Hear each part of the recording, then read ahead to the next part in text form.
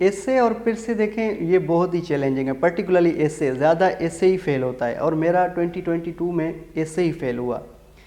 एसे में फेल्यूर का सबसे बड़ा रीज़न ये होता है, जो मैंने रियलाइज़ किया है वो ये है, एक तो डेफिनेटली प्रैक्टिस के बगैर आप अगर एसे लिखते हैं तो आप फेल होंगे।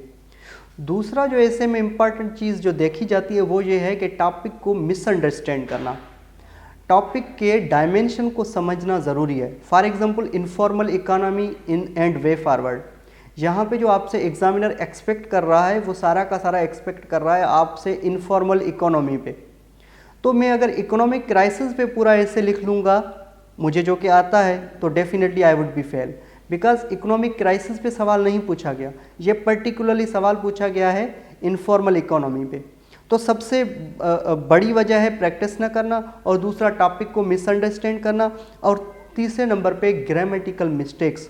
अभी मेरे पास बहुत सारी इवोल्यूशन के लिए एसेज आते हैं, जब मैं वो इवेल्यूएट करता हूँ तो मुझे ज़्यादा से ज़्यादा जो मिस्टेक्स नज़र आती है वो माइनर मिस्टेक्स जो कि इमेच्योर लगता है। फॉर एग्जांपल एस की मिस्टेक्स, स्पेलिंग मिस्टेक्स, प्रॉपर तरीके से कामा नहीं इस्तेमाल किया गया है, फ्रेजेस प्रॉपर तरीके से इस्तेमाल नहीं किए गए। तो ये जब ग्रामेटिकल एरर्स आती हैं ज़्यादा से ज़्यादा, तो एग्जामिनर को लगता है कि उसकी राइटिंग इतनी मैच्योर नहीं है।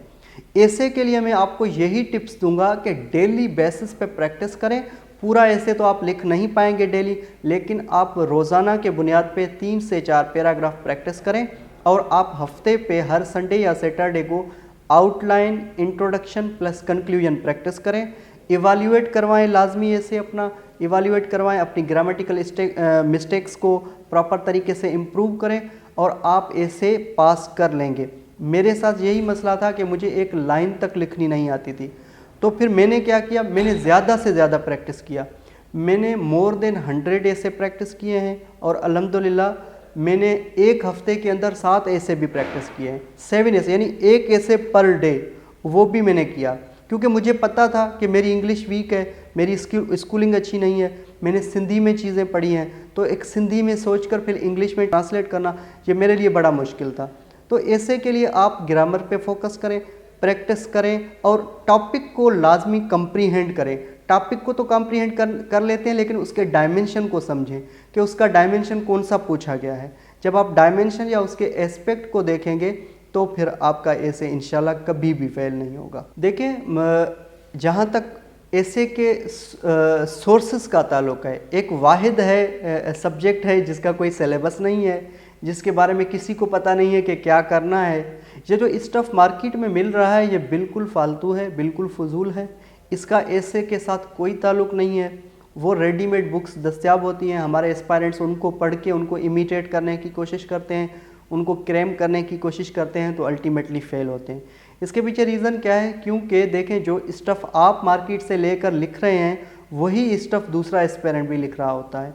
तो क्या फ़र्क रहा, आपने आउटलाइन वही बनाई है जो कि दूसरे ने बनाई है, तो फिर आपकी क्रिएटिविटी कहाँ से आएगी। उसके लिए आप लोगों को क्या करना चाहिए, देखें IAS के एसेज आते हैं, आप उनकी आउटलाइन बनाएं। उसके अलावा आप ख़ुद जो है उनके ऊपर प्रैक्टिस करें। ख़ास तौर पे पैराग्राफ की टेक्निक सीखें। पैराग्राफ की टेक्निक बिल्कुल आसान होती है, टॉपिक सेंटेंस लिखना, बॉडी लिखना, फिर कंक्लूडिंग सेंटेंस लिखना। कुछ ऐसी चीज़ें होती हैं जो कि ऐसे की इसेंशियल्स होती हैं, जिस तरह से कोहेरेंसी को मेंटेन रखना। इसका कोई सोर्स नहीं है, आप जो करंट अफेयर के टॉपिक प्रिपेयर करते हैं आप उनमें से अपनी नॉलेज गैप को ब्रिज कर लें। नॉलेज गैप जब आपका ब्रिज हो जाए तो उसको आप प्रैक्टिस में लाएँ कि आप उस स्टफ़ को लिख कैसे रहे हैं। जब आपको ये आ जाएगा तो फिर आप ऐसे कंप्लीट लिख भी पाएंगे, और वो इवैल्यूएट जब कराएंगे तो आपकी मिस्टेक्स भी आपको नज़र आएंगी। तो मेरे ख्याल से बेहतर ये होगा कि मार्केट में अवेलेबल बुक्स से गुरेज किया जाए, और ज़्यादा से ज़्यादा आप लोग पैराग्राफ पे प्रैक्टिस करें। जब आप 1 से 2 या 3 पैराग्राफ प्रैक्टिस करेंगे तो मेरे ख्याल से आपका ऐसे फेल नहीं होगा।